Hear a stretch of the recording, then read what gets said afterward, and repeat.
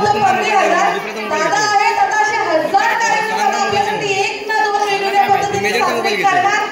आजचा जो सण आहे, आजचा जो कार्यक्रम आहे, याची सगळ्या कार्यक्रमाची आन मान शान तुम्ही पाहिला आहात आणि सगळ्याजणी खूप सुंदर दिसलाय. पुन्हा तुम्हा सर्वांचं आजच्या या कार्यक्रमात मनपूर्वक स्वागत.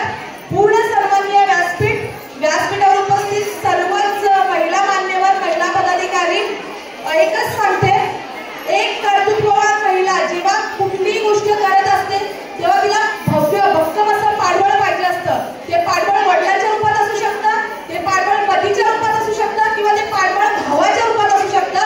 आणि आपल्याला भक्कम असं पाठबळ देणारा भाऊ लागला आहे. त्यांना उदंड आयुष्य, त्यांचं जे काही फ्युचर आहे त्यातून उतरवून वाढत जावं हीच आजच्या दिवशी मी जलपरीचरणी प्रार्थना करते. तुर्तास थांबते. जय हिंद, जय महाराष्ट्र. दरवर्षाप्रमाणे ह्यावर्षी गुंजाई फाउंडेशन यांच्या वतीने महेश गायकवाड हे विविध कार्यक्रम आयोजित करतात. त्याच्यातलाच हा एक भाग महिलांसाठी मंगळागौर स्पर्धा. ह्या स्पर्धेमध्ये एक महिलांना चांगलं व्यासपीठ मिळतं आणि आपण आता बघितलं की आत्ताच्या ह्याच्यामध्ये योगा वगैरे हे सगळे क्लासेस लावले जातात, योगाचे वर्ग भरवले जातात. परंतु ह्या माध्यमातून महिलांच्या शरीराचा इतका व्यायाम होतो आणि शरीराला एक वेगळं लवचिकपणा येतो आणि महिलांना एक सुंदर असं व्यासपीठ.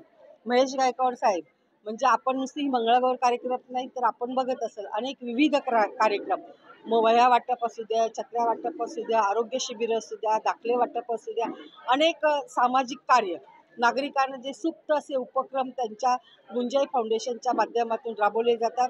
आणि असेच त्यांना आई पिसाई देवी बळ देवो की त्यांच्या असून अशीच सामाजिक कार्य आणि महिलांसाठी विविध कार्यक्रम राबवले जातात. आणि त्याचाच हा भाग म्हणून आजचा हा मंगळागौर कार्यक्रम आहे. त्यानिमित्ताने आमच्या शिवसेनेच्या उपनेत्या विजयताई पोटे, नगरसेविका शीतलताई मंडारी, नगरसेविका माळीताई, सुशीलाताई माळी, तालुका प्रमुख रोशनाताई आणि सर्व महिला आघाडी म्हणजे सर्व महिला आघाडी आणि सर्व महिला कार्यकर्त्या, महिलांची फौज आहे त्यांच्याबरोबर आणि ती सर्व कार्यक्रमामध्ये त्यांचा सहभाग असतो. त्याबद्दल मी सगळ्यांना शुभेच्छा देते. शाखा प्रमुख असतील बोटे साहेब म्हणजे सर्वच कार्यकर्ते, त्यांचे सर्व सहकारी त्यांच्याबरोबर असतात आणि कार्यक्रम एक सक्सेस करण्याचं काम ते करत असतात. त्याबद्दल त्यांना सर्वांना धन्यवाद देते आणि महेशजी गायकवाडांना पण धन्यवाद देते. जय हिंद, जय महाराष्ट्र.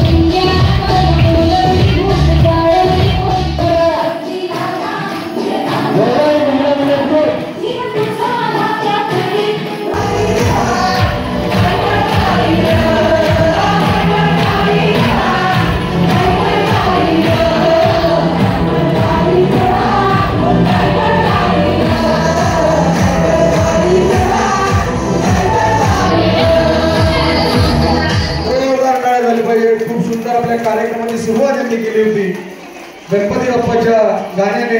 त्या गाण्यावर सुंदर असा त्यांनी डान्स सादर केला.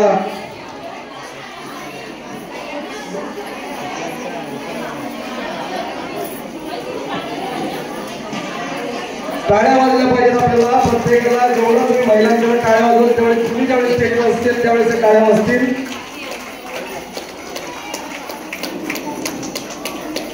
7 जण माझ्यामध्ये या ग्रुपमध्ये होते सुरुवातीला नाचताना.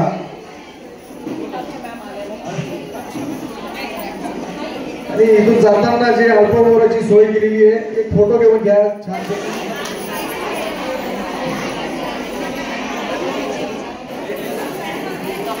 जोरदार टाळ्या झाल्या पाहिजे. वेळात गोळी करून आपल्याकडचा जे रोषणाई पाटील उपस्थित आहेत फाउंडेशनच्या माध्यमातून आपण महामंगळगौर स्पर्धेचं या ठिकाणी दरवर्षीप्रमाणे यावर्षी सुद्धा आयोजन केलेलं आहे. खऱ्या अर्थाने आपली संस्कृती जपण्याच्या हेतूने या कार्यक्रमाचं दरवर्षी आपण आयोजन करतो. आपली नारी शक्ती अजून ताकदवान व्हायला हवी.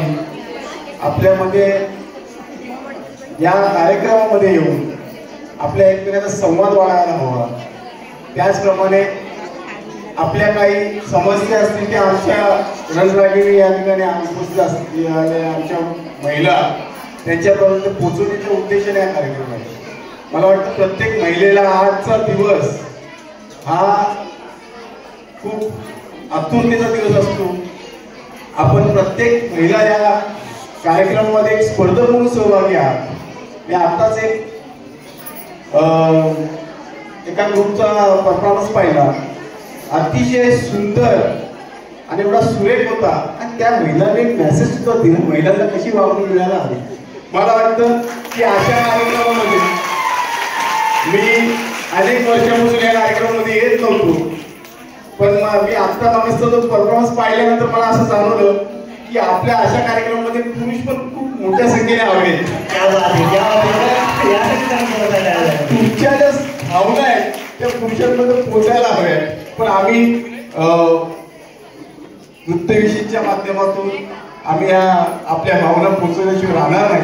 पण आपल्याला एवढंच सांगेल आपण आपल्या सगळ्यांच्या आशीर्वादाने हा भाऊ भक्कमपणे उभा आहे. आणि आपल्याला ज्या ज्या वेळेस महिलांना ज्या ज्या वेळेस अडचण असेल ज्या ज्या वेळेस तुम्हाला कोणत्या प्रकारची कुंकुम भासवेल त्यावेळेस त्या आमच्या भगिनी सगळ्या तुमच्या सोबत असतील. मी तुमच्या सोबत असणार. आणि आपल्याला एवढंच सांगेल की ह्या कार्यक्रमाचा पूर्णपणे आनंद घ्या. कारण की हे दिवस गेले ते दिवस राहिल्या त्या आठवणी बरोबर ना. तर कधी दिवस निघून जातो आपल्याला कळत नाही. म्हातारपण कधी येतं कळत नाही. असंच आपला आनंद घ्या आणि आपलं आरोग्य जपा एवढंच या ठिकाणी बोलतो. परत एकदा आपल्या सगळ्यांना खूप शुभेच्छा देतो. आपण सगळे खूप सुंदर दिसताय. तर तुम्हाला एवढंच सांगेल माणसाने चेहऱ्याने नाही तर मनाने सुंदरता आणायला हवी.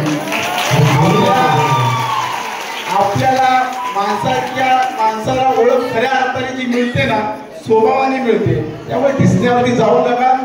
जेवढा आपण सुंदर तेवढा आपला स्वभाव सुंदर राहायला पाहिजे. जेणेकरून आपल्या पाश्चात आपल्याबद्दल लोकांनी चांगलं बोललं पाहिजे. एवढं त्या ठिकाणी बोलतो. जय जय महाराष्ट्र. धन्यवाद. मेरे से बढ़कर कोई शायर यहाँ मुझे मिल गया. तो मेरे सबको मेरा जय महाराष्ट्र. सम्मानीय व्यासपीठ और मैं सबसे ज्यादा मैं पहले से सबकी माली मैडम की बहुत ज्यादा फैन हूँ. उनकी स्टाइल की मैं हमेशा उनको बोलती हूँ कि मैं आपकी स्टाइल की बहुत बड़ी फैन हूँ. और शीकर मैम को तो मैं बहुत पहले से जानती हूँ. जब भी पार्टी की थी तो मैं उनकी शूटिंग किया करती थी. उनकी मीटिंग वगैरह की पत्रकार थी तो उनकी शूटिंग किया करती थी. और रोशनी ताई मैडम की तो उनकी भाषण की बहुत बड़ी फैन हूँ. और दादा के बारे में मैं ना बोलूँ ऐसा हो ही नहीं सकता. मेरे को नींद ही नहीं आएंगी. तो दादा के लिए ऐसे सब महिलाएं बहुत प्यारी लग रही. और जब मैं सच के आई तैयार होकर किसी एक महिला ने बोला कहीं एक कमी है आप टिकली लगाओ. मैं भी लगा दो जल्दी से मुझे. तो किसी ने मुझे देखो बिंदी भी लगा दी. मुझे बड़ी शौक से लगा दी. मुझे नहीं लगा मैं लगाऊँ और मैंने लगा दी. तो मैं बोलूंगी कि दादा के लिए मैं बोलूंगी कि जैसे दादा ने अपनी महिलाओं के लिए कहा कि मन से सुंदर होना चाहिए. ये बात तो सही है. तन से तो सभी सुंदर होने जिसका दिल साफ उसके लिए दुनिया साफ. तो दादा के लिए ये है कि ना मैं गिरा ना मेरी उम्मीदों की मीनार गिरे. ना मैं गिरा ना मेरी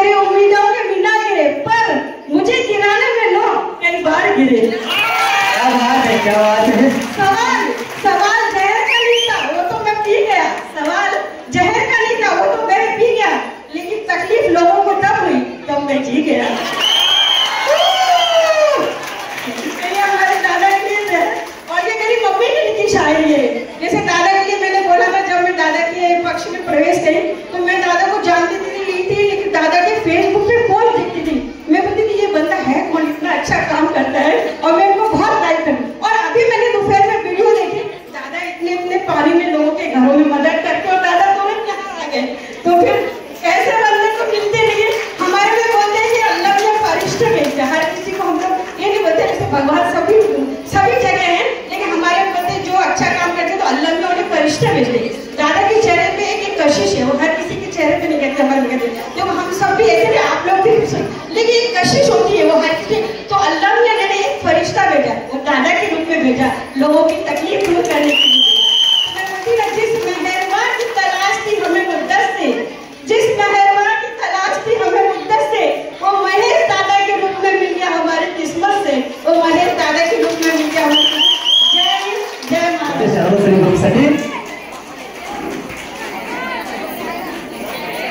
ग्रुप हे सर्जन असतील त्या ठिकाणी नृत्य सादर करण्यासाठी